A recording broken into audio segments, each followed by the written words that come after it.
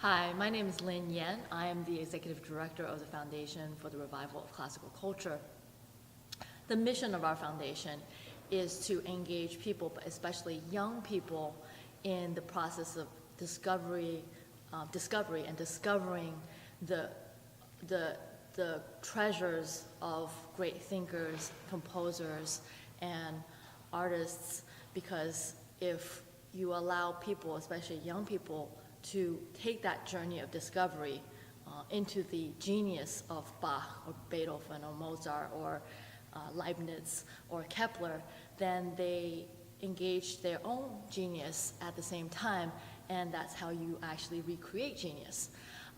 This fall, because of our wonderful choral director, Frank Mathis, and the enthusiasm of all the young people involved in the program, we're going to continue the choral portion of our program starting on Tuesday, September 18th. And I would invite everyone and anyone interested in having a lot of fun and making discoveries to come and join us. And one of the other things that we will be doing here at St. John is we will be doing two things. One is the chorus, which is every Tuesday, starting September 18th, and the other is a concert series that will be on a weekly basis, taking place every Sunday. The program is already out. It will be on St. John's, the church's website, and it will be on our website as well, so please stay tuned. Thank you.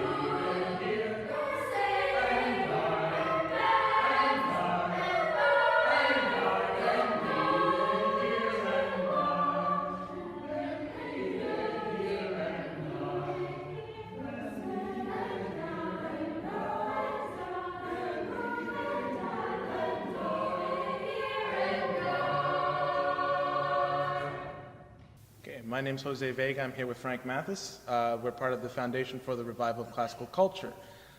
Frank, it is your fourth or fifth year, I believe, coming back and conducting and instructing these kids in the music side.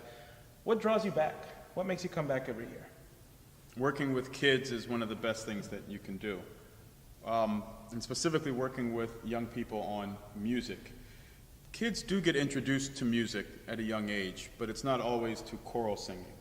And they don't always get introduced to classical music.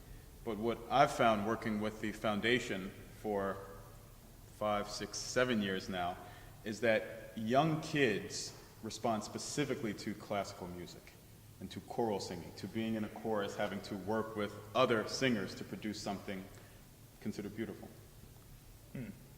Why is it important that we shape young people's voices now? I mean, some people tell me that, they're too young to sing, or some people tell me that the type of music we sing isn't popular anymore. It's not worth learning. What would you say to that? Most people think, or the way in which it's discussed by history or musicologists, is that Mozart was a young genius, and that that's unique. I am of the understanding that a personage like Mozart is absolutely natural, and that it's the culture that's the problem. It's the culture which is the reason why we don't have more Mozarts. And I believe that we can, through a type of program like this, create a natural environment where the genius of Mozart at that young of an age is natural. And how does singing correlate with genius, such as Mozart? Because it's their instrument.